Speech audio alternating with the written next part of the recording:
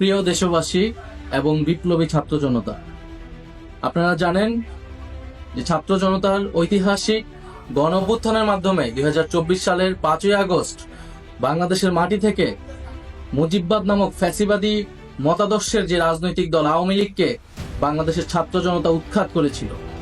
কিন্তু আমরা দুঃখের সাথে দেখছি যে এতদিন হয়ে যাওয়ার পরেও সেই আওয়ামী লীগের ব্যানারে আওয়ামী লীগের লোকেরা এই বাংলাদেশের মাটিতে এখনো মিছিল করার সাহস পায় এবং এই অন্তর্বর্তী সরকারের পক্ষ থেকে তেমন দৃশ্যমান উদ্যোগ নেওয়া হয়নি এই আওয়ামী লীগকে নিষিদ্ধ করার বা আওয়ামী লীগের বিচার কার্যক্রমকে দৃশ্যমান করার।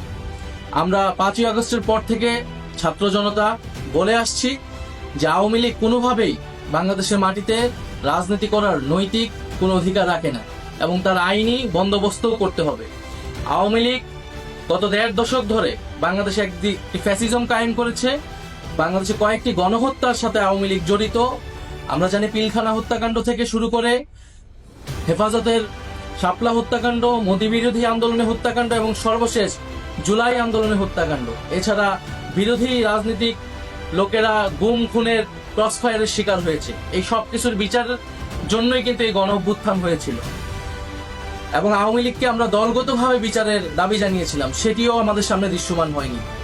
ফলে আমরা আবারও রাজপথে নামতেছি, আবারও বলতে চাই যে আওয়ামী লীগকে দলগতভাবে বিচার কার্যক্রমে আওতায় আনতে হবে এবং আওয়ামী লীগের যত অঙ্গ সংগঠন আছে তাদেরকে নিষিদ্ধ করতে হবে। অলরেডি ছাত্রলীগকে নিষিদ্ধ করা হয়েছে, যুবলীগ সহ অন্যান্য অঙ্গ সংগঠনকে নিষিদ্ধ করতে হবে।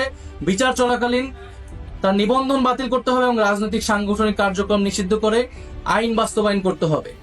সেই উদ্দেশ্যে 2রা মে বাদ জুমা জাতীয় নাগরিক পার্টি ঢাকা মহানগরীর উদ্যোগে বায়তুল মোকাররমের দক্ষিণ গেটে একটি বিক্ষোভ সমাবেশের আয়োজন করা হচ্ছে। আপনারা দলে দলে সেই বিক্ষোভ সমাবেশে যোগদান করুন এবং গণ অভ্যুত্থানের যে আমাদের প্রতিশ্রুতি ছিল যে একটি ফ্যাসিস্ট মুক্ত বাংলাদেশ তৈরি করা, ফ্যাসিজমকে আর কখনোই বাংলার মাটিতে জায়গা করতে না দেওয়া এবং আওয়ামী লীগের যে গণহত্যা যে অপরাধ তারা করেছে সেই সকল কিছুর বিচার নিশ্চিত করা, এই সব কিছু আমাদের জুলাই আন্দোলনের প্রতিশ্রুতি এবং আমাদের শহীদদের প্রতি আমাদের প্রতিশ্রুতি। সেই প্রতিশ্রুতি রক্ষার্থে আগামীকাল দেখা হবে বিক্ষোভ সমাবেশে। ইনকিলাব জিন্দাবাদ।